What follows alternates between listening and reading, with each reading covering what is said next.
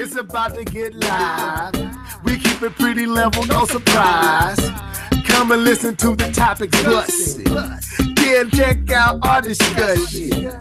Keith Norris and D2K. K-Bump 20 on the MIC. Jet our night all the way in Germany. Leveled head, you know who that boy is. When I say live and level, live and level. We on that MIC. Live and level, live and level. We just talking them games. Live and level, live and level. Take a seat and listen up, man. Live and level, live and level.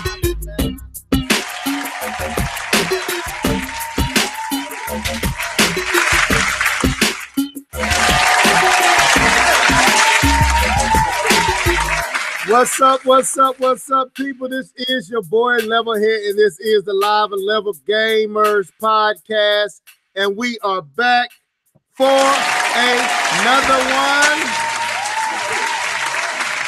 Yeah, so I want y'all to do this. I want y'all to sign off down in the comment section. We are doing this live, so when you get a chance to do that. What's up, K-Bob? Yo, what's up, man? What's up? Nothing much, man. We in here. Oh, yeah. We in here. We up in here, for sure. For sure. For sure. So we waiting on, I guess, D2K. Keith Norris will not be able to show up tonight. He's hanging out with his other crew. But he said that Starlink for the Switch is on sale, I think, at Best Buy for $30. So y'all might want to, if you interested in getting Starlink, y'all might want to go out there and pick that up. But yeah, what's good, bro? So how's that game doing? How's it? Because that's the game that has Fox in there, right? It's like a It's kind of made like, you know, it's a spaceship shooter, right? Yeah, it is. I don't know. I haven't heard. That's a third-party game, right? That's Ubisoft. Yes, Ubisoft, from what I'm understanding, is the Switch is the version is doing the best, but I think the sales are not what they wanted across the board. So for the amount of time and you know the effort they put into that title, I think it deserves more than what it's actually doing. But from the last time I checked, it wasn't doing as great as they would have desired to do. But for a new IP, I don't know. I think that's why the whole Star Fox being added into the Starlink for the Switch version was added because it probably helped, you know, the sales and whatnot. Okay. Yeah, I was wondering about that. Yeah, man. So, yeah, go ahead and sign off in this live chat, man. I'm finna jump over there real quick. You see anybody in there, K-Bun? Yeah, we got The Truth is here. What? Good to see you. Yeah. Is here? Yeah. Who else in there? That Ninsane Gamer's up in here. Ninsane Gamer. Welcome to the show. Mr. Dark Sun Rider is up in the building. Okay, Deuces. Who else? That's all we got right now who signed out. We got 7 people in the watching right now, but that's all people that's signed off. So we got some MIAs that ain't in the chat yet, but they here. So I think they ready to go. All right, man. Yeah, we here, man. We just getting warmed up. I'm sorry that I keep leaning back trying to see what my boys doing. We down by 10 points now. It was just 2. That was quick. We down by 8 points right now. They tripping. But LeBron will pull it off in the 4th. But what's good, though, man? We finna get it into it. So, we don't have a whole lot to talk about tonight. But we're going to definitely talk about the Game Awards. We was going to do this Saturday, but because we wasn't that impressed by what we saw, we decided, hey, we can wait till Thursday. Talk about that. We also going to hit up on some other things. We definitely gonna talk about this Ark Survival for the Switch. Who signed off for this title to even be ported to the Switch? We need to get down to that. We got a lot of stuff, ready for you. But I was out here talking to my boy K-Bum and his wife. I shall not say her name because she don't want y'all knowing who her name is. Miss K-Bum. Miss K-Bum was on here and they was talking about a movie they just went and saw. So what was that, K-Bum? What movie y'all go see? We went and saw actually we didn't go to the movie theaters to see it. I ain't put a front myself out, but I watch it on the Fire TV now. I mean, I got hookups now. So okay. But anyway, no, we got the chance to see Venom. We've been wanting to see that movie for a long time. Got a chance to check it out. So pretty happy that I got a chance to see it. So I got some. You want to hear some impressions about it? I can give you those. Yeah. I want to hear something. So the movie is quite. We got something else in the chat. Who's that? Oh man, I'm gonna brutalize that name. I'm about to jump over there. I'm just getting things ready. You go ahead, man. I'm not gonna mess your name up like that, bro. Yeah, let me not do that. But anyway, so I was watching. We watched the Venom movie, right? And so it took a while to get built up, man. For it to build up, it was a slow build with the movie. And so I mean, that was cool. They did a lot of expose, talking about what's going on, man. Oh, my man, Dark Sun Rider said, "Don't spoil it." Okay, I won't spoil it, bro. But just know it's a slow build at the beginning. So just you can go get your popcorn. Don't worry about being too early. It's a slow build. But then it picks up. It gets aggressive. The best parts of the movie, I'll say that. Let me say that. The best parts of the movie is the interaction between Eddie Brock and Venom. That's the best part of the movie. I mean, I think he did an excellent job of doing both voices of the interaction between them. That's when the movie shines. There's some other parts of the movie that makes you say, "Huh? What?" Like that don't make sense. Like, the biggest thing to me that made me say, "Huh," was the people's reactions to seeing Venom. Like they would go from being shocked and surprised to being, "Oh, okay, that's cool. It's an alien." Like super quick, like 15 minutes. You go from, "Oh my God, look at this creature," to, "Hey, what's up? What you need help with?" I mean, I'm sorry, but if I saw a person with tentacles and grabbing things and throwing cars around, I would be freaked out longer than 15 minutes. That's what I do know. So the movie to me wasn't the worst movie I've seen, or comic book movie, but it definitely wasn't the best. It sits right there in Averageville. It has a nice little plot of land that is built up and it's living right there in Averageville. And that's where it's going to stay for all eternity. Okay. All right. What is that, Cornelius? You say who you say? Oh, her. Yeah, go ahead. Okay. Go ahead, brother. Try it. Hi, hey, Harai. Well, you know who you is. I can't say it either, but we happy to have you here, man. I tried my best. I gave him my best. I wasn't even gonna offend no boy like that. Well, he got. Hey, show us how to say it so we can say it right. Yeah, phonetically. Put it right phonetically so we can know what we saying. But yeah, man. I don't know what I just did. I did something, but no, man. I watched a few movies this weekend. I bought the Meg, the shark movie. Oh yeah, we wanted to check that. Yeah. Also, with Jay, is it Averageville? It's this. Oh, it's good. It's called congratulations. You played yourself. No, bro. It's called congratulations. Oh, okay. My bad. You clap for you. Okay. No, I was trying to get my sound right, but I would say this. Oh, okay. My man posted. Okay, her. Okay.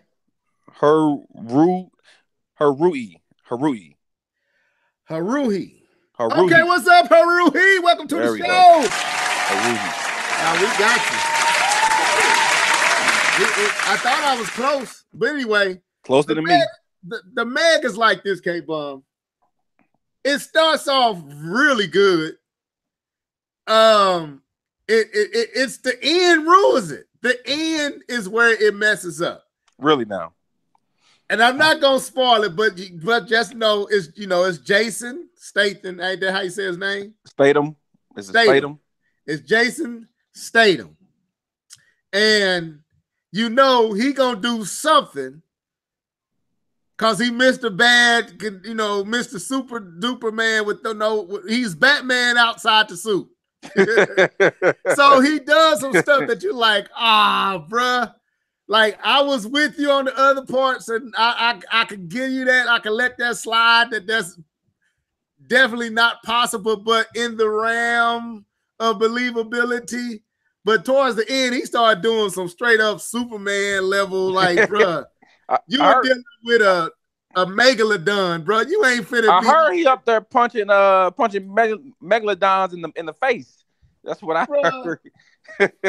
Dude, yeah, man. It was like, who thought that this was a great climax to this movie? I was like, everything was cool. It was 7. It was like a 7 C+. It was a C+ effort. Good enough to where it was entertaining. I didn't feel like I was being bored. My time was being wasted until the end. I was like, the end took it from C+. Moments in the movies was B-. Action was B-. Storyline was definitely C-. But so I gave it a C+ until the end. The end was straight just F-. What is it? F-. Trash, garbage, fail. This is a trash movie, bro. F-. That's it was that. So, but overall, man, it's good until that scene. You hear Cornelius down in the chat flaming the movie, talking about Jason Statham can't carry a movie anymore, which it's never could carry a movie. Honestly, could he ever? Yeah, man. The first Transporter was ridiculous. The first one, okay, I'll give you the first one. But what about the second one? Legit, bro. The plane scene. Come on, K-Bum. The plane scene, bro. This dude is fighting in the plane that's out of control, and some kind of way he able to do karate kicks. No, but even that one movie that was stupid, but it was still kind of good, but it was stupid good. Like the one where he was like Rush or something like that, when he had to keep himself jacked up. Okay. I honestly, I'm be honest, I've never seen that one. It's one of those stupid good movies. Like it's just stupid, over the top, dumb. But ain't that when he on a drilling? Yeah. Anyway, It's that one. I tried. Let me hold up. It's called congratulations. You played yourself. Crank. Yeah, Crank. Yeah. Dark Sun Raza. Yeah. I saw some of it. Thanks, Dark Sun. Appreciate that. It's bad good. It's a bad good. It's a bad good. I seen some of Crank. It's a bad good. It's still Jason Statham, and like the only movies that he's good in to me is when he's with somebody else that's carrying the movie, like the one with Jet. I was gonna say not Jet Li. That was lit, bro. Yeah, Jet Li. But that wasn't him though. That was Jet Li. I mean, but it was both. But he didn't carry. He didn't really do no martial arts in the movie. He was just kind of there as filler. So okay, yeah, he didn't carry that one. I give you that one. The first Transporter, I'm sorry, was legit. But yeah, I give you that. He didn't carry the one. I give you that one. Yeah. So I can't give him that one. Also, he was in the Expendables. He don't carry that. He's good in that, but again, it's because there's co-stars like Sylvester Stallone, again, Jet Li. What's the black guy? Dang it. Terry Crews and all them. And so to me, he's not good by himself. I would give you the Transporter. Now I didn't see Death Race. Death Race was good. Actually, Death Race, okay. It's called congratulations. You played yourself. Death Race was good. That's another. Then you got 13. You got The Mechanic. What's 13? The Mechanic was good. Oh, okay. Wait a minute. Doggone it. Slap yourself. Stupid. Anyway, we could go all day, but Okay, the man can see is a C plus until the end. The end is a definite fail. But if you can live through Jason Statham having to do something that's not even in the wheelhouse of possibility, it's a decent movie. The next movie I gotta watch is Mission Impossible 3. I had that up there, and I also got 3 or 4? A 4. And I also the newest one, whatever is the newest. That's 4. That's 4. Okay, 4, and then I also got Equalizer 2. So okay, yeah. I haven't seen that. So I'm in good hands. And then Aquaman is coming out. I think not next weekend, but the week after. Then we got what's her name? Captain Marvel. So this is gonna be a pretty good month, and I'm gonna be out. Bro, we ain't talked about the Avengers trailer. Oh my Lord, have mercy. So what did you think? Oh, they did the right amount of showing you. They didn't show you too much. They showed you everything they showed you. You pretty much knew except for the end. Well, no. There were 2 surprises. I'm sorry. Well, not really. Sorry. If you're a comic book guy, you kind of knew Hawkeye was going to come back as Ronin. True. You kind of knew that, so it's not a real surprise for you. But you kind of knew the surprise at the end too with Ant-Man, but you didn't know he's going to be walking through the front door like that. You kind of knew he was going to be in it, but I didn't expect him to be walking through the front door like that. I thought that was cool. Another callback I thought was kind of different was why was Captain America in his Winter Soldier outfit? I didn't catch it. I haven't went through and did any like analyzing of what I saw. I just kind of soaked it in for the first 2 or 3 times I watched it, but I know there's a few Easter eggs and a few hidden things there. That if you look it in close, like with the picture when they showing all the folks that they can't account for, and you see Black Panther's sister. Is it Shuri? Shuri, Shuri. Shuri, you're right. Yeah, you see her there, and man, it's gonna be good. From what I'm hearing, supposedly there's gonna be a different villain supposed to be showing up. What? So Thanos also. From what I'm hearing, Thanos is like in retirement mode, and I remember a storyline based off of this where Thanos basically goes and becomes a gardener and kind of gives up the whole. It was the Infinity War story. Was it Infinity War? Yeah. Okay. Well, I know this movie is supposed to be in an original script, but I'm pretty sure they borrowing elements from. They're taking elements from it because even in the storyline, he did the whole Scarecrow thing where he put his armor up on the Scarecrow. Yeah, so he's supposed to be basically retirement, relaxing because he accomplished what he wanted to. So what I'm thinking, there is definitely another villain that's showing up that's going to probably be probably somewhere trapped in the quantum realm, and some kind of way they going either he gonna trigger it or Thanos snapping of the finger awakens some entity greater. Well, I don't see them doing that. They still have in the original storyline comic book, Mephisto, I believe that's who it was. Was it Mephisto? Yeah, I think it was Mephisto who double-crossed Thanos. Mephisto, okay.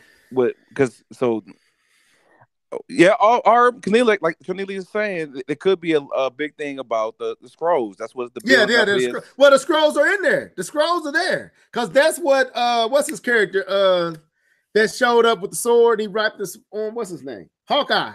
Hawkeye turns into what's his Ronin. Alternate? That's what I said. Ronin, and that's with the scrolls. And the scrolls are there. Them green guys, right? They green, ain't they? Yeah, they're green. They're shapeshifters, but their normal form is green. They're there, bro. They already there. So man, he had a Ronin. Haruhi. Yeah. I don't think Adam Warlock is going to be in this one because they kind of teased him at the end of the second Guardian, but I don't. He's in the Guardian of the Galaxies. He's not in this. He's not in this Avengers. Yeah, I don't think he makes sense. Well, he's going to be in the Guardians of the Galaxy 3. He's in that. Yeah, he's not in this. Yeah, he doesn't make sense in here. He doesn't. He's not in. Captain Marvel is going to take the place of Adam Warlock in this story. Yeah, I think so. And her story, the reason I'm saying that they're there because the what is it Skulls? Scrolls, they're in Captain Marvel's movie. Yeah. Because you hear what's Samuel L. Jackson? I'm messing all these cats names up. Yeah, you are. Hold on. It's called congratulations. You played yourself. What's his name? K-Bone, go. Captain. You got Nick Fury. Nick Fury. You got me messing it up. Dang. Yeah, I'm messing it up. Nick Fury says something to Captain Marvel about asking her about the scrolls in the trailer. It's the first thing he says. Right. Inquiring more about the scrolls. So if Captain Marvel is the movie that's supposed to come to lead you into Avengers 4, then the scrolls have to have some part in what's going to take place. That's what I think. Right. I agree. I agree with you wholeheartedly right there. Yeah. All right, we getting just a little too giddy, but man.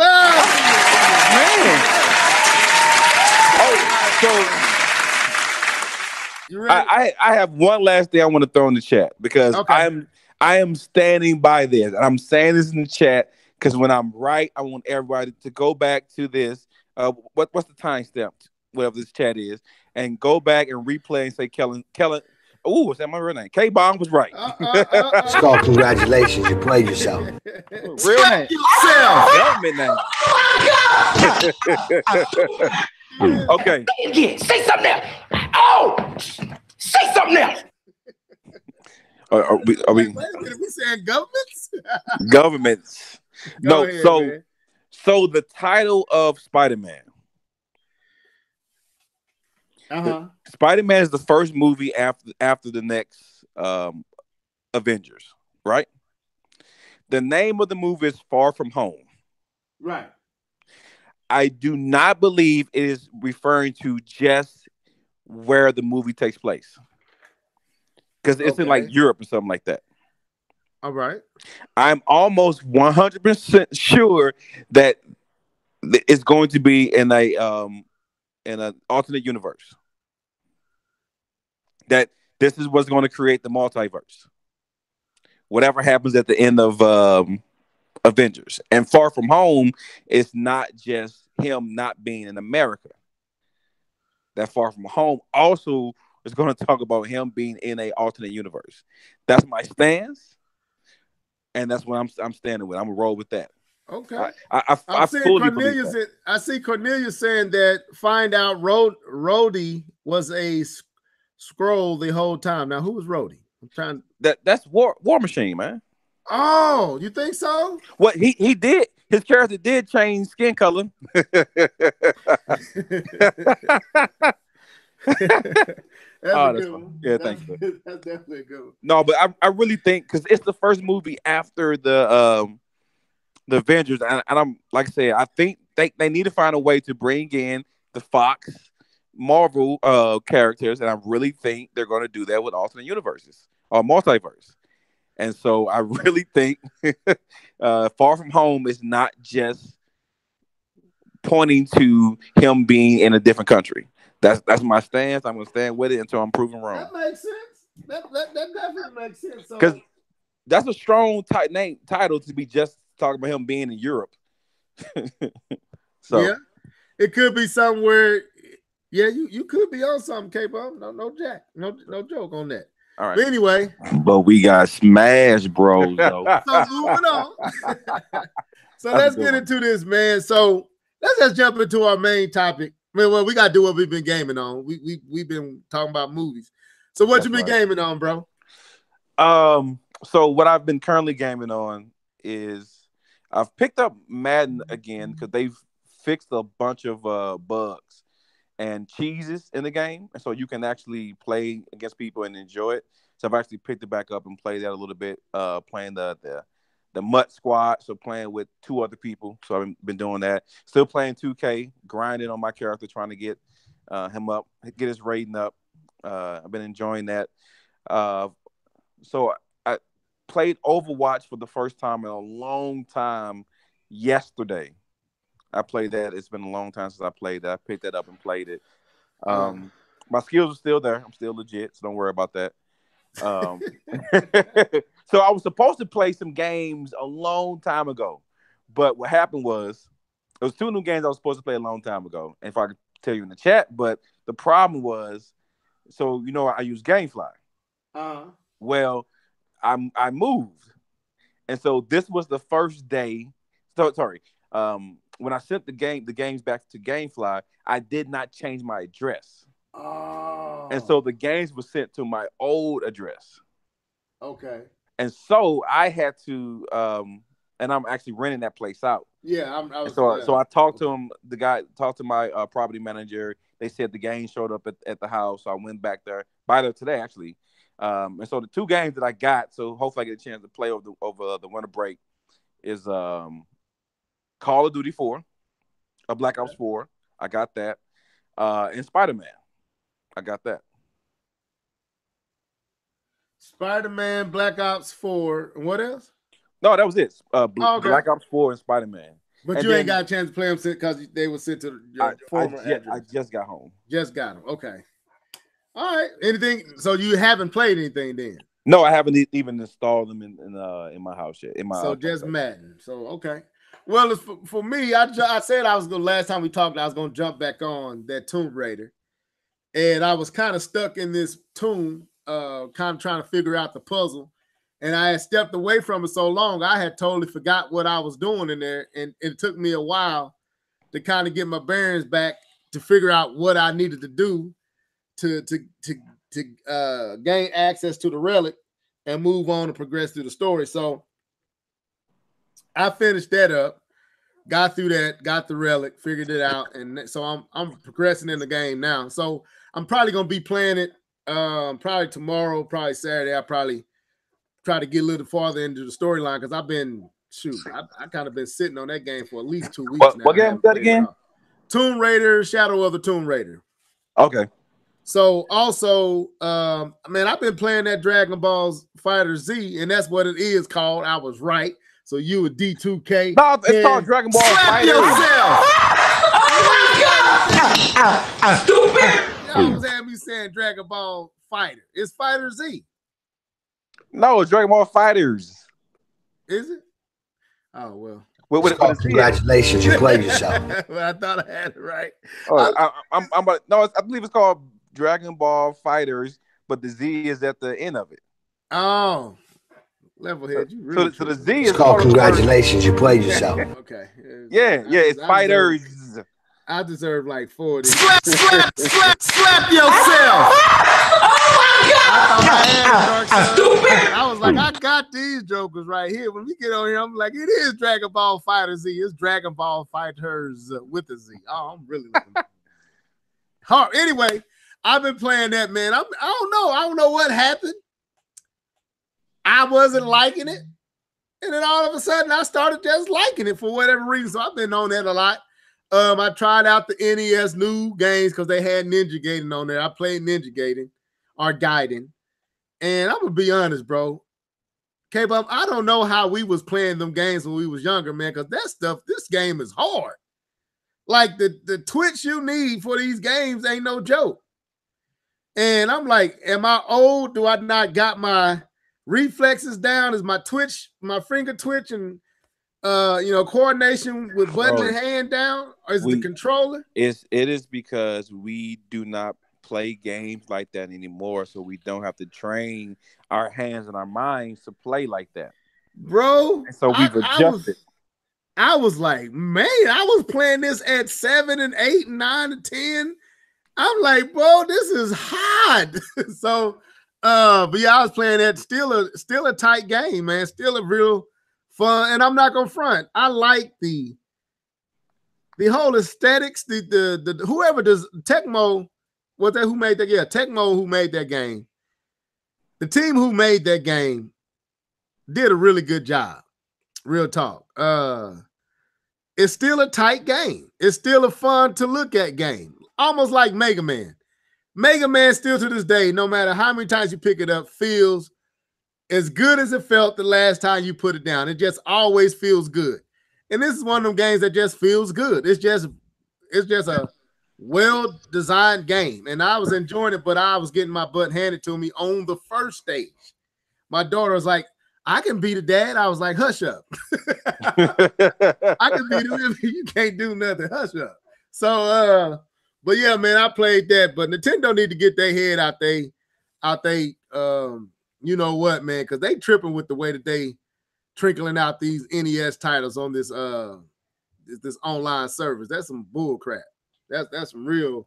It's called congratulations. You played yourself. Get that together. But outside of that, Tomb Raider, Dragon Ball Z's, Fighter Z, with the fighters with the Z, fighters, and Ninja Gaiden is all I've been playing this week. So, haven't bought Smash yet. You say what? I haven't bought Smash yet, man. And I don't know if I am. You know, but we got Smash Bros though. I don't know, man. I don't know if I'm going to get it. I'm still contemplating.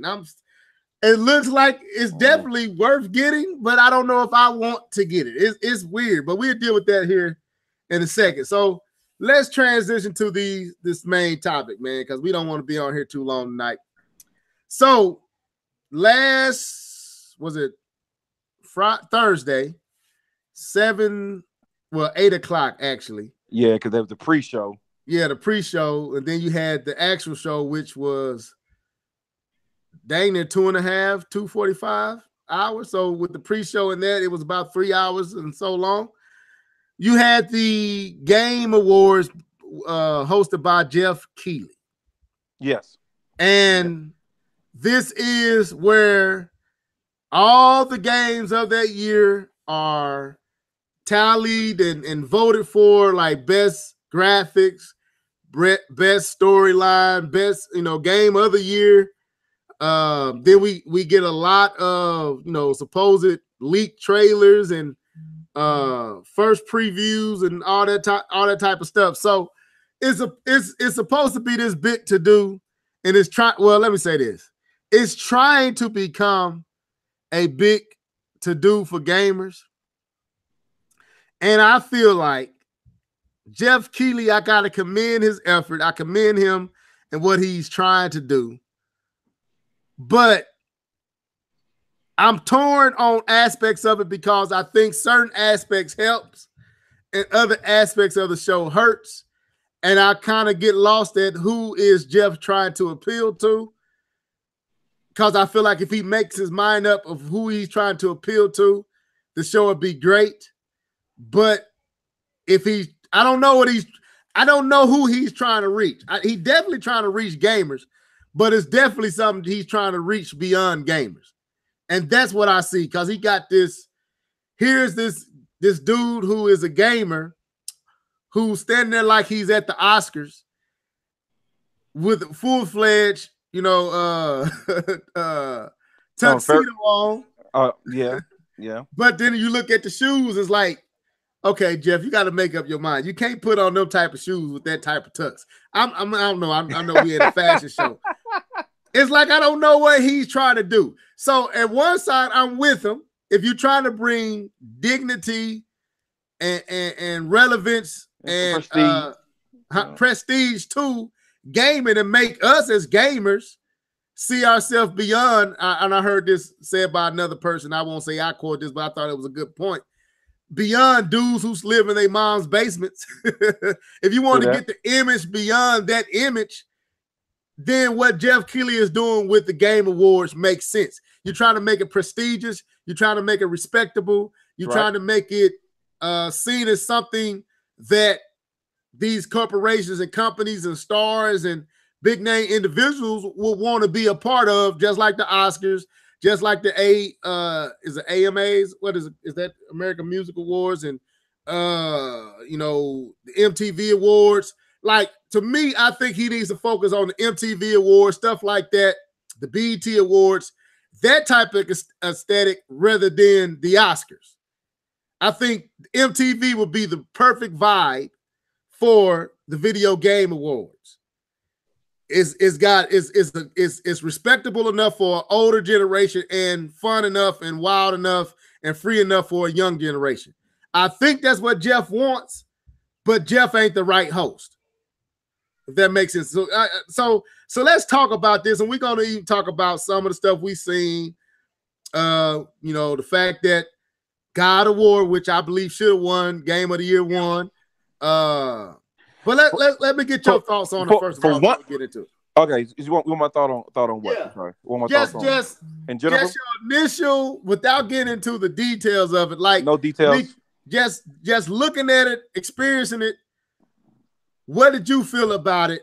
Just like I expressed what you think, what you feel about what Geoff is trying to do. Like, as a gamer watching this? So, as a gamer, so I don't have an issue. I know some people have personal issues with Geoff Keighley, and I've never had a personal issue with Geoff. I always thought he was trying to do the right thing for gamers and the gaming community. So I don't have a personal issue with Geoff. I know some people that actually do. They just despise Geoff at all costs. But I like what he's doing, man. I like that he's trying to put video games in the forefront and trying to show video games off to the world. Because I think, to your point, level of who is he trying to reach? The thing is, I think he's trying to reach everybody. I think he's trying to have enough in there for the hardcore gamers. He's trying to have enough in there for people who just casually game, and enough in there for people who don't care about gaming, but probably think it's a cool idea what they're doing. And so that's why I think sometimes it may get a little muddled because of that, because you don't have a clear audience you're shooting for. But it's a hard thing to do, because you understand that video games in and of itself is still a niche thing when it comes to everybody. You still have people who think video games are just for children. Right. People really still think that, and I have friends who wives will not let them play video games, will not let them buy a system because you're a grown man and you don't do that. Like, seriously. And I'm just blown away by it. And so it's not niche in the fact of, not people are playing video games, but in the fact of in the holistic scale of things. The Oscars. You say the Oscars. Everyone knows. You say video game awards, and people look at you crazy. Yeah. And so, right. I thought it was cool. It didn't blow me away. And that's one thing that I was kind of expecting. Because I didn't watch it last year. I didn't watch it at all. Last year wasn't no. Last year was basically this year not as. I would say last year actually was a little better than this year. That's what I'm hearing. Yeah, last year was a little better than this year. Now I did watch him when they had Samuel Jackson. Now that I think about it, better announcements last year, and that could be my bias because no, I'm not gonna say that. It wasn't my bias. Last year was just better. It was better. It was filled with more attraction. There was better announcements than this year. I think this year. I think what Geoff is missing is, okay, you're not going to get that Oscars crowd. So you need to appeal to who is actually coming to these shows. It's weird to see him up there in a full-fledged tux and then to see the president of Nintendo, the president of Sony, the president of Microsoft, all up there casual.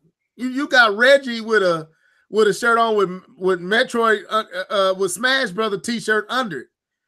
And you got Phil Spencer the same way. And you got the dude, I don't know that fat face dude name. You do not like him. It's called congratulations. You do not like him. Hey. But we got Smash Bros though. Anyway, I don't know that dude name. He just stands out to me, K-Bub. I'm sorry, bro. But they look like what you should look like. Like that, like again, MTV Award should be the vibe you're trying to go for. Over the top, zany, fun, catering to the kid and adults show. Not super duper dignified, because it is video games.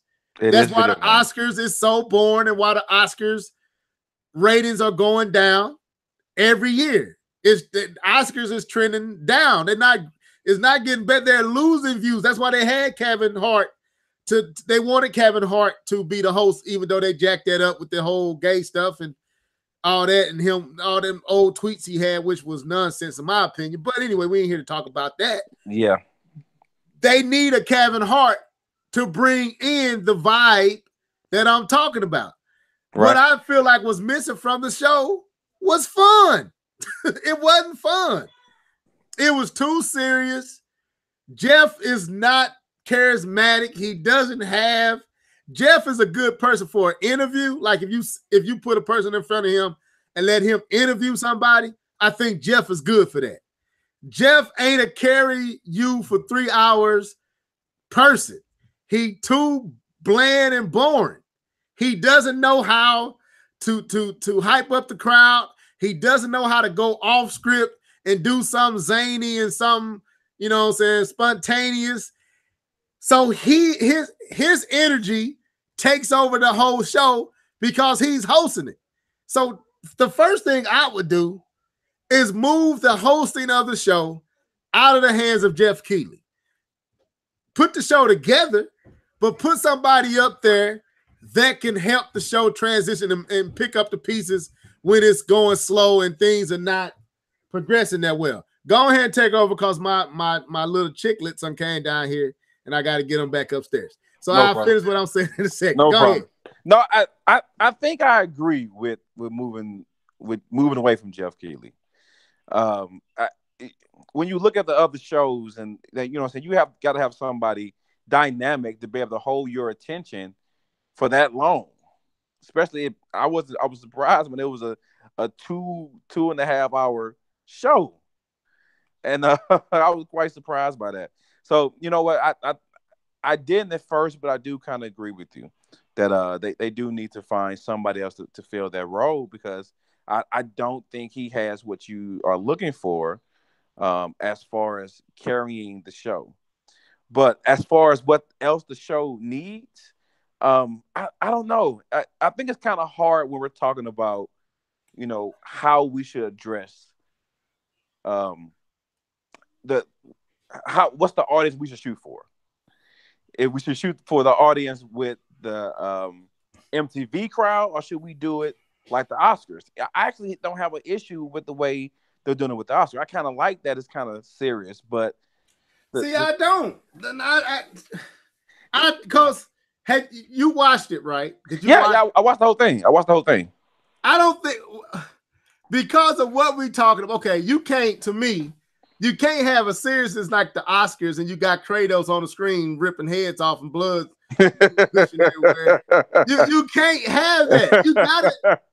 You see what I'm saying? Like they don't mix. Like I want the respectability and like people should take the show serious as a show that is worthy of being here. That's why I say I commend Geoff, and I don't want to see the Game Awards go anywhere. I think it needs to be here. I think this is a art that deserves rewards, that deserves recognition, just like a Hollywood movie.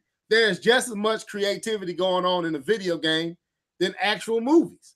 So when I play a game like Uncharted 4 or a game like Tomb Raider, Rise of the Tomb Raider, or God of War 4, like Skyward, Breath of the Wild, like these games, Red Dead Redemption, these games deserve acknowledgement, recognition for the level of graphical detail, the level of storytelling, the development, just like, we'll show a Avenger movie and all the CGI work and all the technical aspects of it. These games are doing that, in some cases going beyond that, because you're putting that in a video game and it's interactive from front to end. You actually in the game playing through the script rather than watching it. This is 40 and 50 hours worth of content. So I believe the medium deserves a show that brings acknowledgement, reward for what is being done with video games. So what Geoff is doing definitely should have been done. My only problem is, like I said before, I think the show itself is good. We're going to deal with the supposed what they call them leak or the announcements Reveals. Reveals, because I feel that's another weak aspect of the show this year was the reveals. And we deal with that. But just on Geoff, what I feel like Geoff Keighley can control, like he need to go out and search out bona fide host. He don't need to host. He need to search out charismatic, lively individuals who can hold a person's attention long enough for each act and each group to come up to present the reward and the premieres. He needs someone that can handle the premieres, handle the in-between noise of the premieres and the awards. He is not that guy. And the reason I say the show doesn't come off as good as it could come off is because Geoff Keighley's personality overshadows the show and it makes it boring. He makes it boring. Not that the show is boring, K-Bum. Geoff Keighley is boring. And Geoff Keighley needs to put the show together and then move out the way and let another face carry the show. And he get credit for putting the show together, designing the set, all the stuff he do. He needs to do that, but then find someone to carry the show for the 3 hours of the actual live recording. That's what I believe. Go ahead. No, I don't got much to say. I'll say I agree with that. I don't have too much to say about that. I agree. Okay. So that's my first issue with it. I feel like I said, Geoff brings the right. The look is there. It's right. The look is there. The stage is there. Lose the orchestras. People. Well, that was he said. They said that was the most requested thing last year to return. By who? I'm just letting you know that's what they were saying. That was the most requested thing to return from last year was their orchestra. I mean, I didn't have an issue with the orchestra. What was your problem with them? My thing was it was overkill. It wasn't that it wasn't, dude. 1 or 2 times I'm with it. Every time, you got to play the Kratos theme. You got to play Red Dead Redemption theme. Oh, we're gonna hear Spider-Man's theme. Oh, they're going to play. No, we don't care. After the third time, like, okay, Geoff, that's enough. We know you got an orchestra up there. You paid all them people. You probably spent more money on the orchestra than anything else. You got all them musicians up there. Them folks got to get paid. So I feel like that was overkill. Okay. So I would done away with not necessarily done away with the orchestra, but only had them at one part in the show. Like they did their thing and that was it. No more orchestra. Okay. So that they could do better with that. The next thing was the premieres, bro. The premieres, bruh. So are we talking? It's called congratulations. You played yourself. So how we doing that? I know we started off with saying some good things. We haven't been down the path of kind of dogging it. Well, I'm not dogging. I think we have said all the good. I think the show. No, I haven't though. I haven't got it all the good stuff out, man. I haven't got good stuff out because. Don't get your good stuff out. Okay, thank you. For you go your slap yourself route and trash for the rest of the time. Okay, so I think another good thing is that it brought for some games that I had no idea were supposed to be that good. There were several indie titles that I had to look up because I had never seen them before, or only heard of them in passing. So what I think that this does is for gamers who may not have paid attention to certain types of games because all the different categories that they do have, that it may spark them to say, "Oh man, I missed this one," or I didn't know this was actually that good, and actually have them to go out and actually buy these games that are being praised at the show. I think that's good for developers, especially for those who are more indie and smaller teams that don't have the advertisement. Because Cornelius was saying, I looked it up. There were about at one point, not all at once, but there were 26 million streams that happened to watch the Video Game Wars at some point throughout the show. 26 million people streamed in to watch it. And so that is one of the best advertisements you can get. One thing, you know your game is good because it's up for award, and the fact that you're getting free publicity to a audience of gamers. To me, that is perfect for those who are smaller developers, smaller group, to have their game praised on this level, and have people who were not interested at all, maybe even on the fence, and have them actually pay attention to your game and bring light to it. So I thought that's awesome. Well, I mean, like, no, I'm not saying that they didn't have. Okay, so let's break this down. As far as the indie stuff, I think there was a great opportunity to get less known, obscure titles. A show like this with Geoff Keighley, because you was posting how many folks was tuning in on Twitch and YouTube. It was like, I think on Twitch at one point it was like 100-something thousand. No, it got up to, I know YouTube got up to about 1 million. Okay, YouTube got up to, I know when you first post. It started off about 75,000. Yeah. But then, it got up to 600,000, 500,000. Yeah, it got up there. Okay, so basically he had about an audience of maybe 2-3 million folks. No, there was 26 million individual streams. Oh, so that's 26 million. So basically, it's the show is actually becoming an event for gamers. So they said concurrently at the peak there was 4 million people watching at one time. So it's becoming like an E3 for gamers. Basically, it doubled viewership, 128% from last year. So that's good. So yeah, it's good. This is proving my point even the more. So for indie titles and less obscure titles, this is awesome. more obscure titles, it is an awesome situation for your title to get up there and get a world premiere, and somebody get to see something like Celeste, or somebody get to see. Because I had no idea what Celeste was. I've only heard of Dead Cell. I've only heard of it, never played it. Yeah, Dead Cell, and there's a few other ones that got announced. Celeste was in the runnings for Game of the Year. Dead Cells was too, I believe. So no, Dead Cells wasn't, but Dead Cells won then best indie game, I think. Yeah, I think it won best indie game. But so for those, yes, this is good. I'm primarily talking about the major company announcement, the Bethesdas, the EAs, the Sonys, the Nintendos, the Microsofts, and their major announcements. Like, there was one dude who announced, I forgot what they announced, but dude, it was literally just a beginning cutscene of a camera floating around pre-rendered footage, and you didn't know nothing. He had to literally explain what you had just looked at.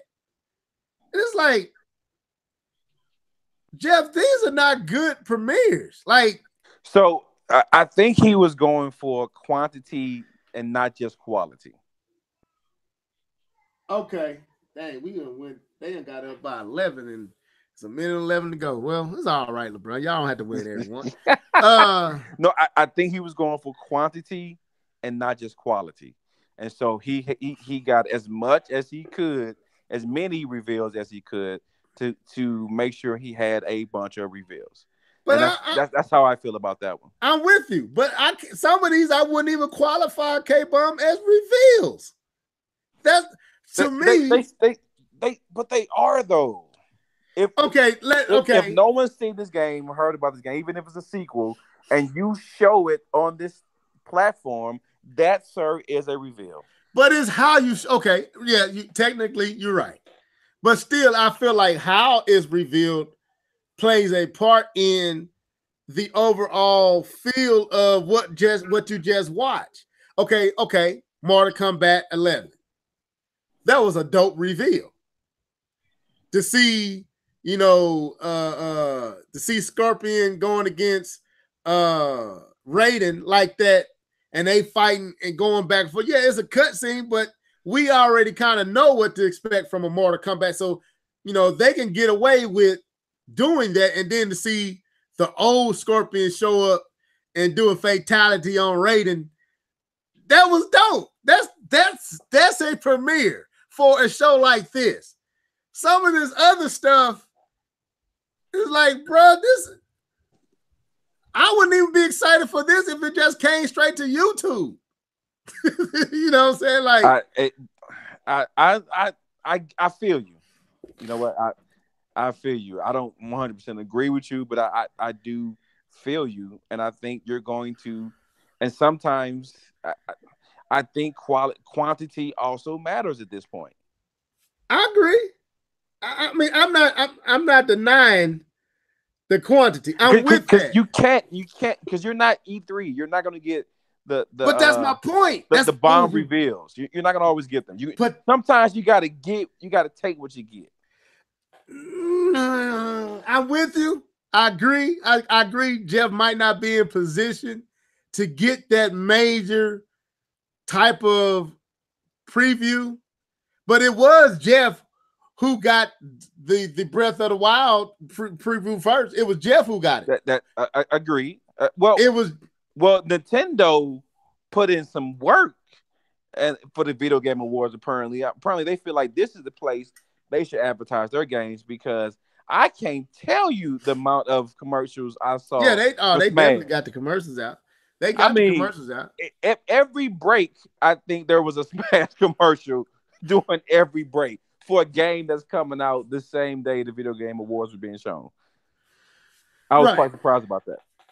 And then they had their own reveal. They had all those commercials and a reveal. True. I think their reveal was kind of. Some people liked it. Some people thought it was dope because it didn't look like it was Smash. It did look like it was Smash. They set up as if it was something else. They did, and I ain't had no problem with it. Smash is what they pushing, and Nintendo has proven to me that they're going to do what makes sense for them from a business aesthetic. Maybe not giving us Metroid Prime 4 right now was the best move because they got Smash coming out. So for that moment, to me, they could have went without saying anything about Smash because they had Smash in the commercials all through the show. I think had they showed Metroid Prime 4, oh my God, that would have set. And I think to me, that's what's missing. Those announcements. Everything else is fine, but you can't pump it up like, man, we got, and this is my problem.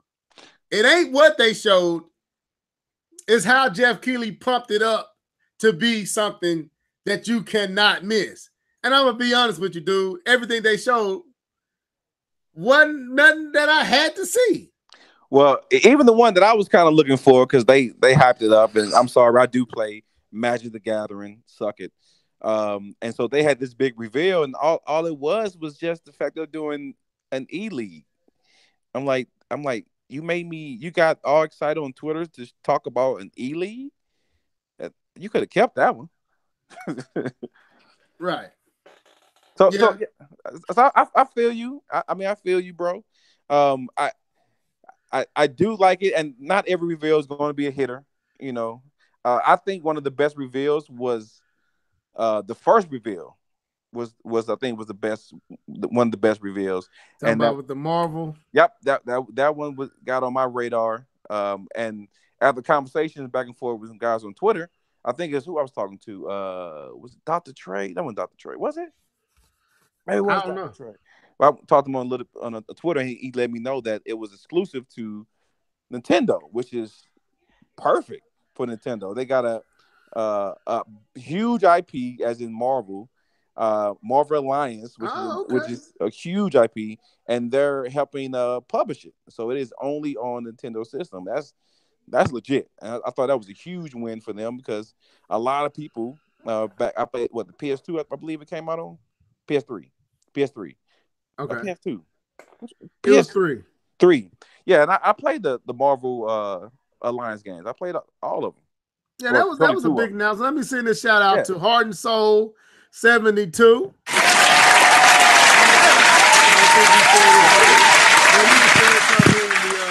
In the live chat, he said that Nintendo is a part of the committee for the Game Award. So I didn't know that. That might be a conflict of interest, but I didn't know that. So That's cool. So maybe that's why he gets so much from Reggie all the time. But I mean, outside of what I named, everything else I thought about the show was great. I think Geoff Keighley needs to get a more energetic, appealing, spontaneous host that can connect and vibe with the audience throughout the 3 hours. Right. I agree. Let him be in the pre-show. Let him do all the stuff he do in the pre-show. But when the show come on, Geoff, you can't introduce the show, then introduce yourself, and then walk on the show and host. Like, Geoff, you just was standing there. That threw me for such a loop. It's like, okay, the show finna start. Geoff introduces the show. Then Geoff is introduced. We just seen Geoff at the start of the show. Said it's about to start. He turns around, and then they say, here's Geoff Keighley, and he walks back. It's like, Geoff, you can't. You're doing too much, bro. You can't have your cake and eat it too.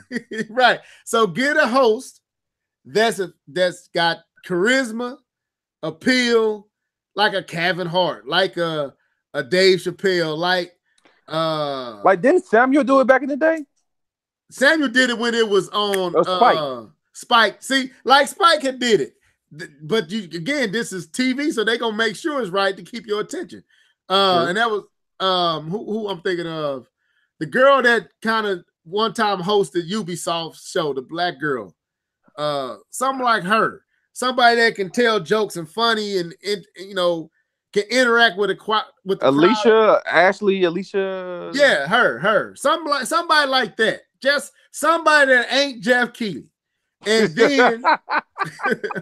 That's real talk for me because I think the show would improve, and then secure some real bona fide major reveals, at least 3. Try to secure at least 3 major end of the year, start the year off bona fide reveals. I think Mortal Kombat was definitely a great one. The Marvel Alliance was a good one, and the exclusivity to Nintendo was great. But I'm talking about big reveals like Metroid Prime 4.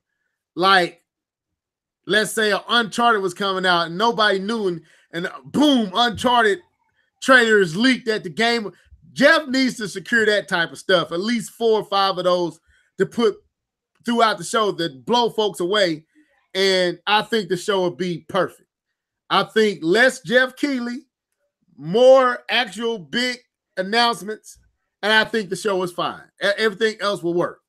But you can't have Geoff Keighley plus mediocre, I'll say good to mediocre reveals, and Geoff Keighley kind of morbid, mundane, monotone self as the host.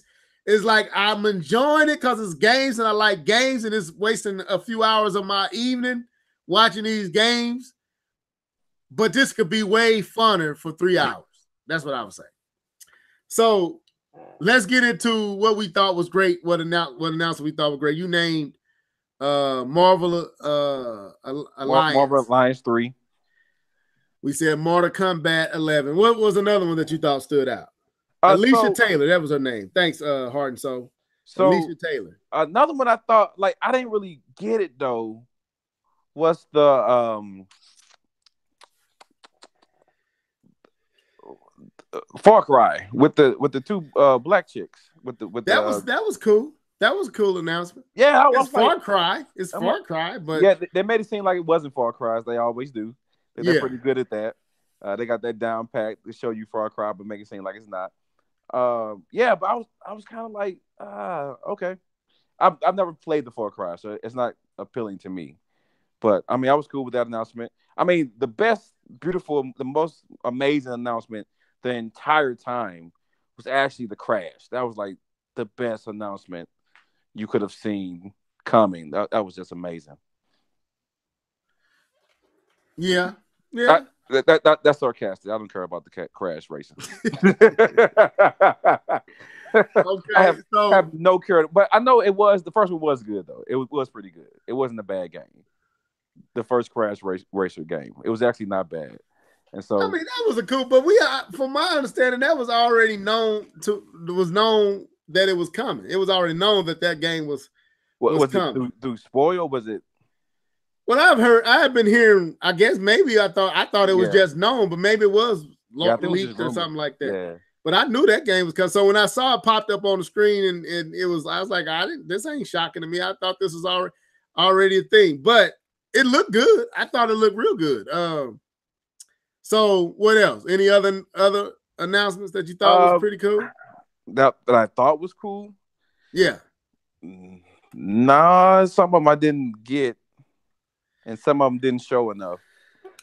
So like the PUBG one didn't show enough. Yeah, the PUBG just it wasn't doing nothing. Don't really care about your PUBG anyway. Nobody cares about PUBG. So let's move on to some of the awards that was won. So anyone outside of the main one stick out to you? Was you shocked? Because Red seemed to be taking everything. I thought it was going to run a marathon on the show. Bro, I was waiting for somebody to get on the mic and say, I really wanted the Call of Duty, I'm sorry. I really wanted the God of War people to get on the mic and say something about Red Dead taking all the awards. I really wanted them to say something. That would have made my night if they would have did that. Do you feel like Red Dead I haven't played it, so I don't feel like I have played God of War, and I believe God of War, from what I've seen and what I played and what I've also seen with both games, I believe God of War should have won. That's my opinion. I heard people saying Spider-Man. I just couldn't see Spider-Man. Nothing about Spider-Man said game of the year to me, but I haven't played it. But all reviews of people that I've seen, watch, play it, they liked it, but I never heard the shining praise that God of War 4 got.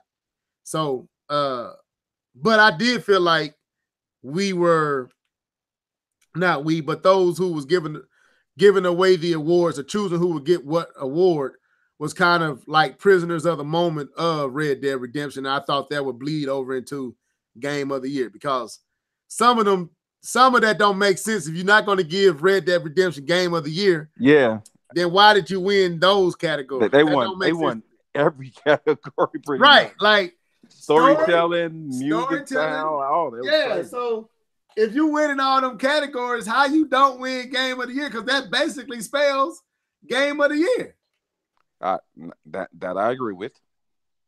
So I don't know.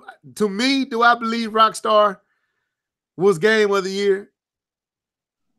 No, I don't believe Rockstar is game of the year. I think Rockstar is a great game.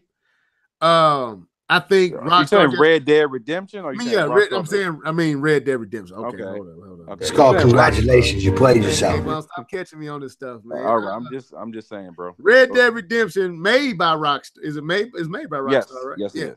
Yes, it is. Made by Rockstar. I don't believe it's game of the year. I believe that the judges and the committees were prisoners of the recent release of Red Dead Redemption.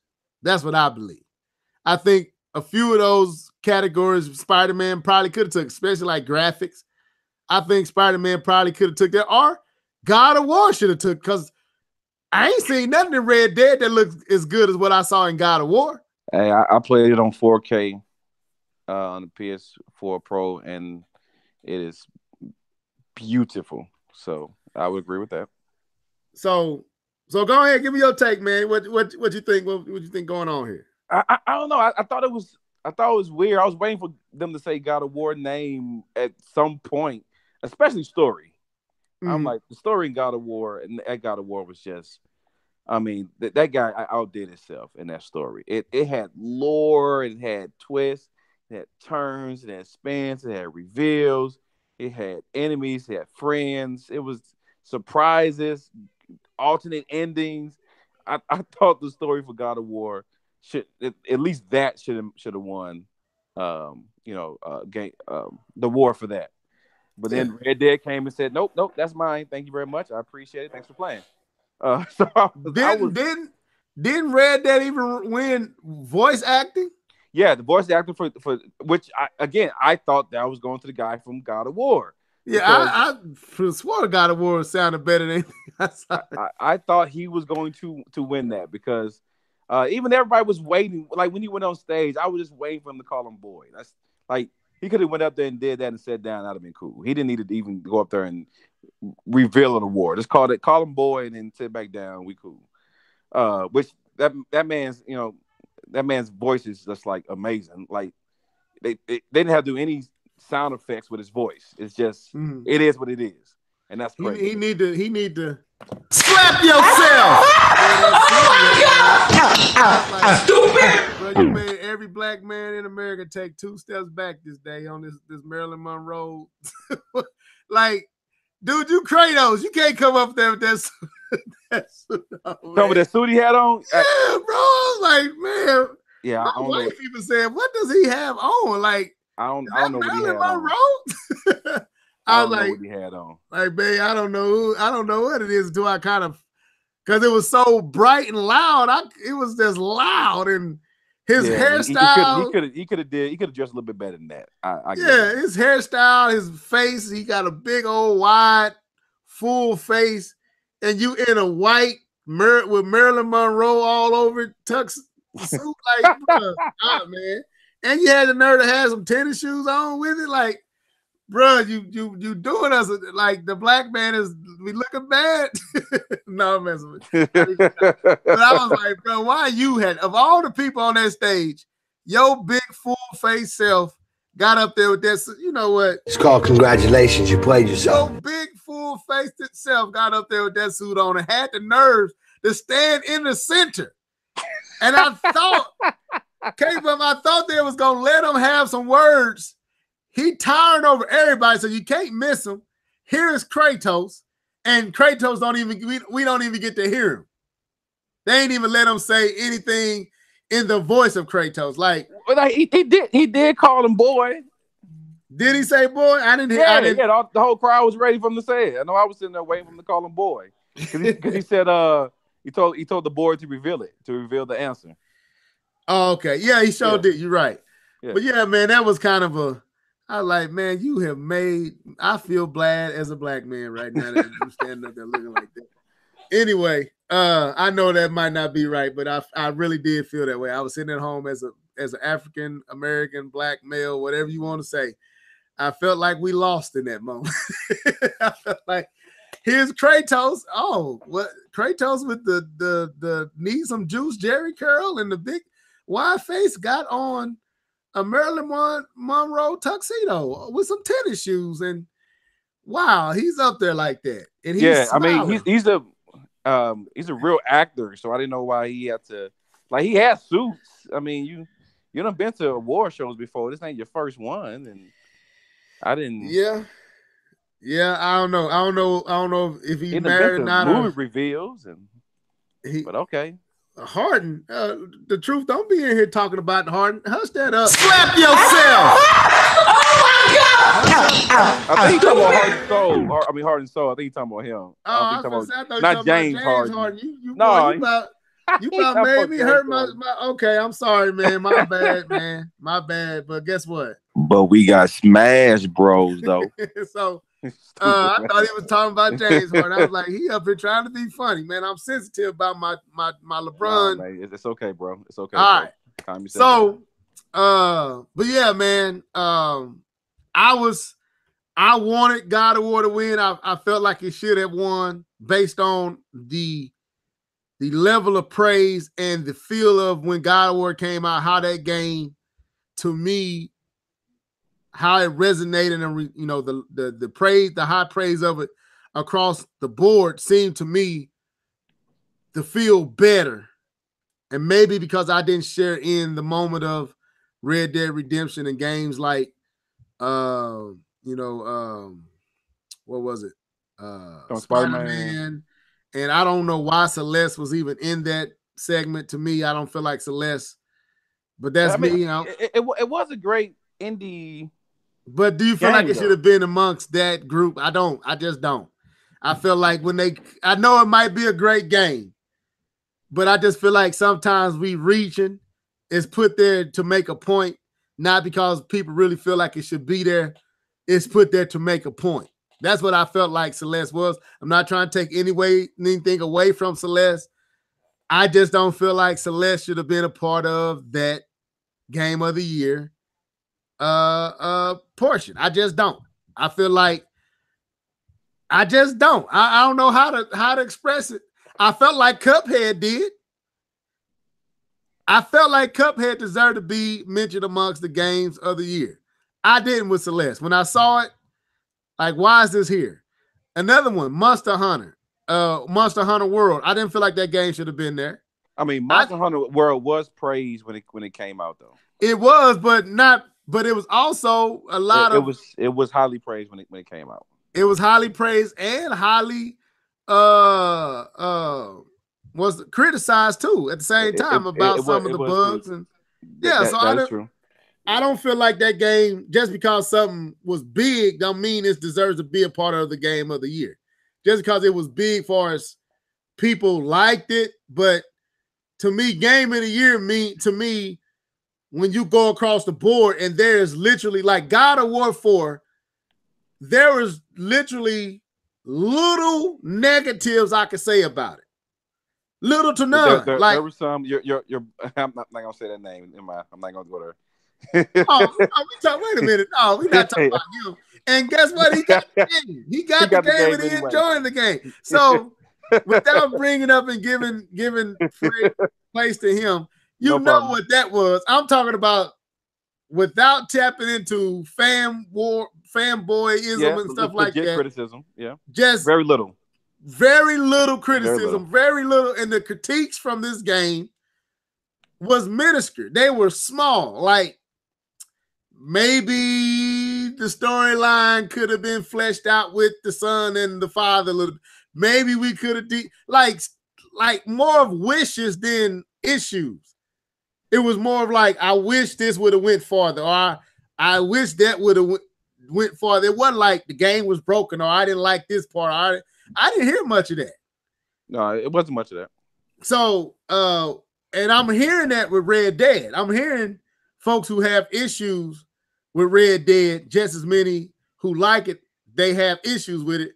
Just as many who like Spider-Man, it's just as many that thought the game was lacking and repetitive and boring after so many playthroughs. It got boring. I didn't hear that with God of War. I never heard anybody say God of War got boring. See what I'm saying? Like, I didn't hear that. I heard that with Monster Hunter. I heard that with Spider-Man. And I'm hearing that with Red Dead. I didn't hear that with Kratos and God of War. All I heard was this game was ridiculous. The graphics were ridiculous on the PlayStation 4, and you got the Pro. The pacing was ridiculous. The storyline was ridiculous. The acting was ridiculous. the creativity, I don't see nothing in Red Dead that can come close to the creativity, the imagination of God of War. I will. There's some things I would disagree. Go ahead. With Red Dead. So what Red Dead has continued to do what Rockstar does, which is they don't recycle when it comes to their RPG. Right. Their game. They don't recycle. They take stuff and they expand. Red Dead is a beautiful game. Like, it's not beautiful as in God of War. God of War is a, like, the dark and the light in God of War with this brand new TV I got, and you know what I'm saying, just seeing the light shine through the darkness is spectacular. Where Red Dead shines is photorealistic. I was watching it with the wife, and there was a storm, and you actually saw the clouds form as if storm clouds. It wasn't just regular clouds that was raining. It was storm clouds that formed and started raining. Like, you don't see that in too many games. That actual, not just clouds, but storm cloud, that it actually looked like a storm front coming in. They also have decay. Like, our bodies actually decay in the game over time, like over hours. Oh, so if you kill somebody and don't move them, the body decays. Oh, yes, the body actually decays. Because I saw the video. They were talking about things you didn't know about Red Dead, and they were actually there, and you actually saw the meat on the face the eyes start to sink in. And this is over hours. This isn't like a minute. This is over hours. The face starts to sink in. Maggots and insects start to come out the body, and it starts to smell like it actually decomposes. And it's like, who puts that in a game? Who puts bodies that don't just disappear? Like, some games they disappear, but in this game it actually decomposed. That's some next level stuff, bro. Okay. I mean, I didn't know that. I'm just saying, I guess, like I said, I haven't played it. So I am coming from a position of naivete. I'm not, I'm ignorance a little bit. I know I'm not ignorant. I'm just saying, because I don't know. So my position might not be as balanced as it could be. But there's some amazing things going on in Red Dead but the funny thing is, and people talk about Fallout, there are some ridiculous bugs in Red Dead. I mean, that's what I'm saying. Yeah, I heard all that. Bugs in Red Dead. You don't gotta just go to a thing called Kotaku has it. And they show like the top videos in gaming, and the majority of them are bugs in Red Dead. I mean, and it's just like I watched one yesterday where they shot this guy head off, and he didn't die. He just continued to the AI itself continue to move around the world as if his head wasn't shot off. And so he's going through his, because it's crazy because they give these NPCs routines, and so he goes from the store to his house and start cutting potatoes in his backyard, and he has no head. Another thing I've heard too, K-Bomb, is that it's more like what you call them games where you mostly really just watching. It ain't really a lot of gameplay. What's that? Like those Left 4 Dead type of games, like Detroit Human. What's that? What are those type of games called? Talking about quick events. Well, it's quick events, but it got a name for it. Interactive games. Is that what they call those? Yeah, interactive game. Yeah.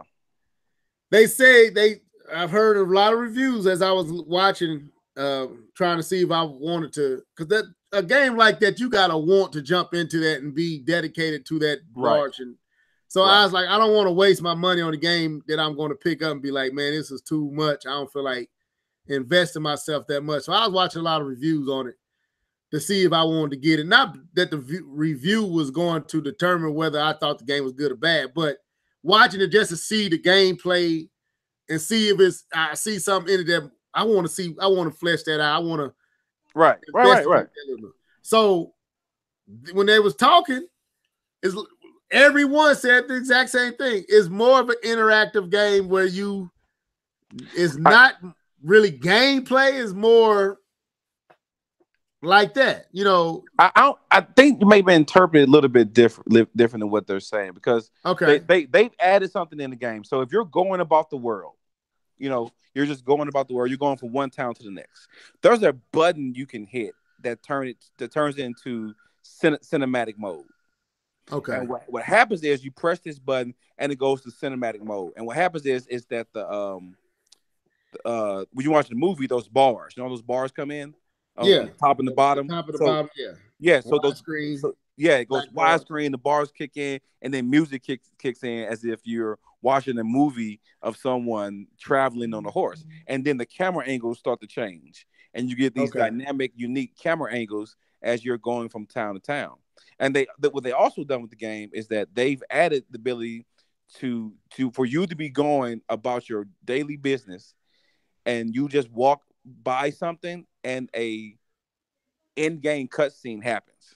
Like the cutscenes are happen in the world. Like it's not like you're walking to a spot and you click on the spot and you click X and then it goes to a cutscene. So you just going about and seeing a trigger on its own. You didn't even know. Yes. You would know. You would know because it'll change to cinematic mode. I mean, that's what I'm saying. Like you wouldn't know it's about to go into a cutscene and it ain't no indicator. and then when it happens, like you in the cutscene and out of nowhere. Yep. That's dope. That's dope. something that's not really done in place. Like you go and you trigger the cutscene. So streamless gameplay, basically. Absolutely. Okay. That is unique to that game. And so I don't know if they're referring to like that. They wasn't saying it like you. They were just saying like what I've heard across many different reviews was the game is basically like every interaction, every altercation follows the same pattern, same trend. The fighting, the shootouts, everything has a familiarity to it that after a while you ain't there for that. It's more for the storylines and the breakdown and a lot of that, like LA Noire. A lot of the game is reading, watching, listening, observing, and that is not a whole lot of shootout fights. And when it does happen, it's the same every time. They was kind of saying that. And so it's more, they was calling more of an interactive game, whereas a game like Spider-Man or a game like God of War is a straight up and down game where from front to end you are engaged in some type of warfare, like especially God of War, as much as they throw at you in that game, and you having to figure out how to and improve your weapons and improve your move sets and add to your son, and like it's not like that. It's slower paced, more interactive than full-fledged front to end gaming. Like something like that. I don't know. I don't know. I don't know either. I haven't played it. I'm just going off. The reason why I say that is because it does follow similar to what the first Red Dead did, and what what GTA 5 is, and so it's an advance. It's a advancement of GTA 5 plus Red Dead 1. Okay, what I get from it when I look at it, because I watched all the behind the scenes stuff, all the developer breakdowns. I watched every last one of them. See, I haven't. I'll be honest. I haven't watched none of that. So, but getting back to this awards, I feel like go ahead. I still feel like it was good to see a game like God of War that came out earlier this year. Early this year, and that impressed everybody. That that would allow it to. It was open to being impressed. Like that, it impressed them, and to see that game stand the test of time and still outshine what came after it, even something like Red Dead Redemption that literally came a month ago, to me was great, and I was glad it happened. And it reminded me of what Breath of the Wild did the previous year when they, it came out earlier that year, and it was able to, while other stuff came out that was great in its own right, and just as deserving of Game of the Year, to see it stand the test and win out being an earlier game, I think that shows that the people who were judging these games ain't just trying to give the most popular the best. They really kind of looked at it and said what was actually the best game. Some of them other rewards I think was kind of scripted just to say we gave Rockstar some games and because they knew they wasn't giving them Game of the Year. Like we're gonna give Rockstar and Red Dead all these rewards, but we ain't giving the Game of the Year because we that's what it seemed like a little bit. But to end this discussion and go quickly somewhere else, I would say I'm gonna let you give your score the overall show. What would you score it? Like if you gave it out of 10, what would you give it? Or out of a letter grade? Do a letter grade. Man, it's tough because the first part of the show, the first half of the show would have been a B. Okay. The rest of the show was about a C minus. So I guess because I want to give it a B minus, but I'm thinking the total show is closer to a C plus. I think C plus. I think it's more of a C plus than a B minus. Because I enjoyed myself and then I got bored. Yeah. I'm agree with you. I say I was gonna say a flat out C. Now I think I will. I say a flat out C. It passed. It definitely passed. It definitely. If I had the time available again, and I knew I would sit down and watch it again. It was a C. It didn't. Well, it wasn't bad, and it wasn't good, but it was passable. Yeah.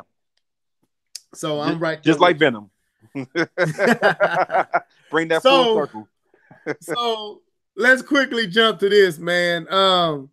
And Keith wanted us to talk about this, so we're in on this because we talked about Smash Bros. So Smash Bros. And the reason I haven't gotten Smash Bros yet is as great as that game is and as good as the game is for a lot of folks. I always end up trading in Smash Bros. And I don't stick playing. I'm a casual Smash player. I don't get into it like you would think a person who is a fan of Nintendo and a fan of these characters would. And honestly, I never have. So every other Smash I bought the day it came out. I tried to get it at release, and I decided that Ultimate, I'm gonna wait on it. I'm going to get it. I know I'm going to get it. It might be before this year's out, but it might be next year at some point. But I'm gonna get it. But you know. But we got Smash Bros though. So yeah, let's move on for that. That's why I haven't gotten it. So actually, don't tell me you got it. No, I don't have it. No, I don't. Have it. No, but I did move it up on my queue. Okay. So I'm about to send Mario Kart back. That's going back, and yeah, then you can send the card back now. The next game I'm going to get is going to be. I was contemplating between Red Dead and Smash for my next game, and I think I'm gonna go ahead and just get Smash instead. Yeah, I'm gonna get Smash. When is yours supposed to show up? Well, I haven't sent back Mario Kart yet, so I might not get that till close to the end of December. Okay. I see the truth want me to talk about some stuff down here in Hardin. So I try not to spend all my time on I try to break this up to where it's more than just Nintendo. Mm-hmm. But the truth, I hit that topic on the third party stuff in Japan. We hit that on the next show. When Keith is here, I think we need Keith here for that topic. Because you don't want to put me to sleep with all that Nintendo talk. Yeah. But we about to talk about Nintendo, but it's not going to be good. It ain't Nintendo. We better talk about a game that's on Nintendo system that I think even Nintendo said, "No, man, y'all keep this crap." So Keith wanted us to talk about this, and so me and K-Bum hit it real quick. So K-Bum, have you seen Ark Survival for the Switch? So I saw a screenshot that made me feel like I needed glasses. Is that the same game? Yeah. So right. So here's the deal. From my understanding, I have never played the game, and from what I hear, this game runs horrible on the PlayStation, on Microsoft home consoles, and it's a hard game for even PCs to run. Like that was something Keith was saying. Like, and then as I was listening to other folks talk about it, that's what they were saying. I think it's the Sin Gamer, not the Sin Gamer, but what's the dude? RGT. I think that's how you say his name. He was talking about it, and he was saying this game pushes PCs to stress levels, and it glitches even there. So when I saw the game was coming to Nintendo, I was like, "Oh, okay." To the Switch, I was like, "Oh, okay." Is this going to be a panic button type of miracle? Like how are they pulling this all panic button? I know D2K would be red face if I said because he's like they can do anything they want to do on any systems level. I have D2K in my head the whole time during this conversation. So, yeah.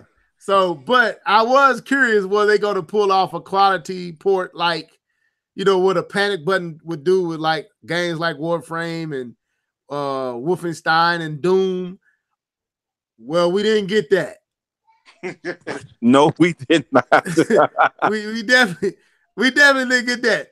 Look, folks, do not go out and buy this game. Like, really go look at the showings of this game. This is barely a game. This is a if the game is about if the purpose of the game is to be glitches, is about glitches, and that's the purpose, then okay, then they achieve they go. Don't go out and spend your $40-something on the manipulated screenshots and everything that they showing you and trailers that they showing you of the best aspects of the game. This is a terrible game that Nintendo should screen these games coming to their platform.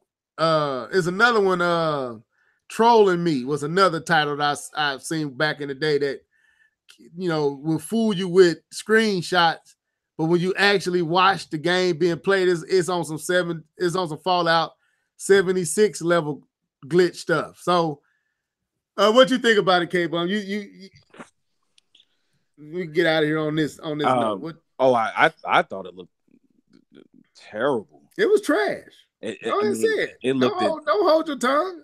Oh no, Nintendo didn't make it. I know it's not Nintendo. It's not Nintendo's fault. It's not. I mean, Nintendo, like I said, they've proven you can produce, you know, good-looking games on their console, even ports.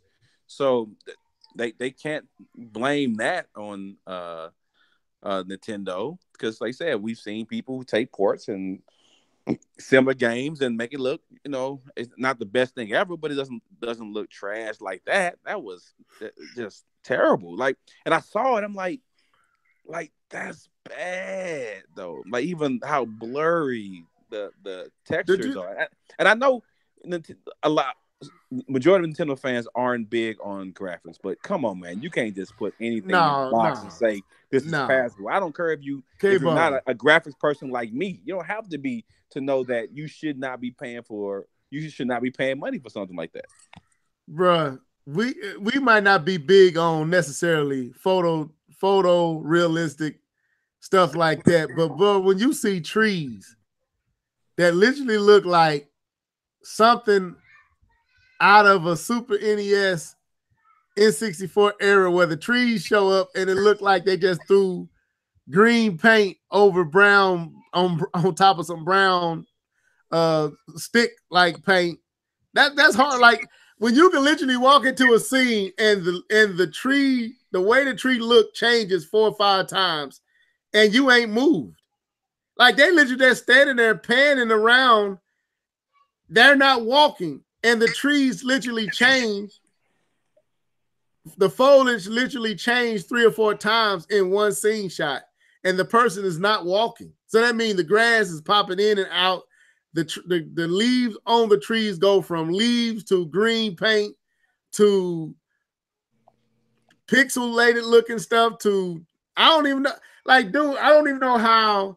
And this is where Nintendo Seal of Quality would have stopped this stuff back in the day. I know they probably can't do that now, but that's why you need Seal of Quality. Like, Nintendo should have games that live up to a quality standard put into a certain area on the eShop, and then games that are not living up, that this, like, buy at your own risk, have them in a whole nother category. That's what I would do, because they need to filter out this trash, because you can easily get duped into thinking, oh, that looks great. I wonder if that's, and man, you gonna bought some garbage. So straight up trash, garbage, fail. It's called congratulations. You played yourself. So anyway, there you go, Keith. We talked about it. We'll probably pick that back up when you get in on the next podcast. It's so bad. So bad. It's bad, man. That was horrible when I saw that. He was laughing so hard. I had to talk about it. So any other topic you want to hit, man, or we can get out of here? We probably can say before another date, but I know I said before, I've seen people talk about, and probably should, because it's already 10:20 now. But maybe another time we pick it up. Maybe after we get smashed, we can be able to formulate an opinion about it. But that's the opinion of grinding versus either paying to unlock everything or just has everything unlocked from the beginning. We'll pick that up. We'll pick that up on the next one, because I think that's I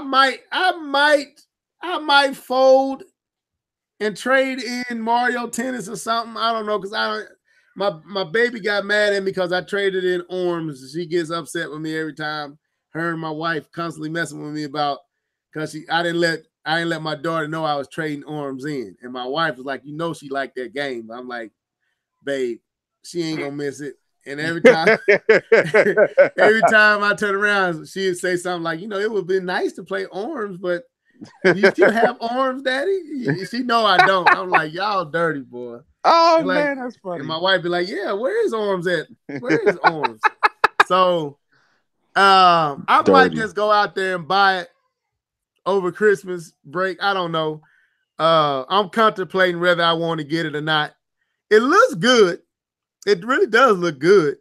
But I know how I am with Smash, man. And I'm just tired of buying the game and not playing it. I'm just being real. And ain't nothing against Smash. It might just not be my thing. I'm not into it like that. So I'm going to see. We'll see. You know what I'm saying? I'm more of like a Street Fighters. I'm more of them type of fighters. Smash, it requires more than I'm willing to learn. Right. I'm just gonna be honest. It requires me to learn more than I really want to. It's a way of fighting that I'm not used to. It's really a platformer. It's a fighter that's a platformer. And you gotta learn how to fight under those parameters. It's like, man, that's too much. My brain can't do all that jumping off the stage and flip back up and grab the side of the stage and like, bro, I don't know how y'all be doing all that stuff. I'm like, I'm done, man. But I'm probably gonna get it. I know I'm gonna get it, and I'm probably get it before the year's out. But K-Bone, we can definitely pick that topic up. Oh, that's cool. The next time, because I think we could talk about that without actually playing the game. Yeah, true. Based on what Street Fighters have done, Killer Instinct, Tekken. I'm gonna tell you right now, I like fighting to earn your character rather than it all of them being there. But we'll talk about it. Yeah, it'll be a good topic. Okay. Well, that was the Live and Level Gamers podcast. We're about to get out of here. I hope y'all enjoyed the show. I appreciate everybody that was down in the live chat. But we about to get out of here. Anything else, K-Bone, you want to say? No, man. I enjoyed myself today. And though it was just me and you, we missed a good chunk of the crew today. I thought it was a good podcast. The chat kept it popping. I enjoyed myself today. Yeah, they was live in that chat, but I think we was just as live as they was, bro. But go ahead and sign out, man. Yeah, for sure. This is K-Bomb 20. Enjoying myself, enjoying these games, enjoying these movies, actually, and having fun time with the wife watching movies. And just go out there, enjoy yourselves. Guys, stay safe during the Christmas season, and know that Jesus is the reason for the season. Yeah,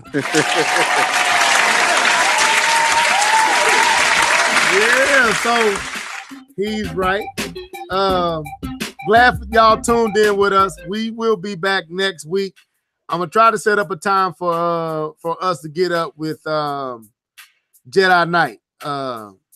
So we might try to do a Sunday one of these weeks before Christmas. Yeah, he just hit me up yesterday. He hit me up yesterday. So we talked a little bit. Okay. Yeah, I talked to him the podcast before last, so he would have came on that one. Actually, he said he was already preoccupied with something else, so he couldn't show up. What was it? He had a prior engagement that he had already set up. So anyway, tune in next time, folks. Keep it safe. Stay out of trouble. God bless y'all. Till next time. Deuces.